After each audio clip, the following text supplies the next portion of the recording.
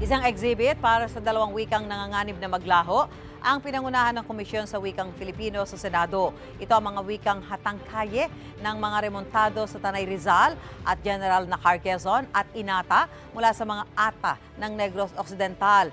Ilan sa mga katutubo ang dumalo sa exhibit bilang pagsuporta.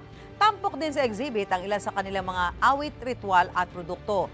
Ayon kay KWF Commissioner Arthur Casanova, layo ng exhibit na mailapit sa pamayanan ang tungkol sa mga nasabing salita na hindi pa batid ng karamihan.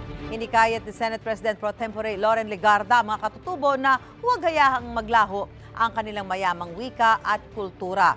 Hinimok din ni Legarda ang mga ahensya ng gobyerno na paigtingin ang mga proyekto at programang magpapasigla sa wika ng mga katutubo. Kinilala naman ang mga piling manunulat na patuloy na nagpapalawig sa Panitikang Pilipino sa Gabi ng Parangal 2024 ng KWF.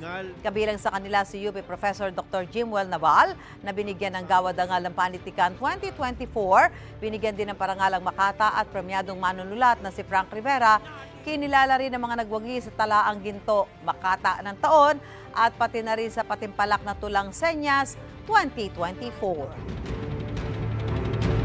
Mga kapuso, para una ka sa mga balita, mag-subscribe sa GMA Integrated News sa YouTube. Sa mga kapuso abroad, subaybayan niyo po kami sa GMA Pinoy TV at sa www.gmanews.tv.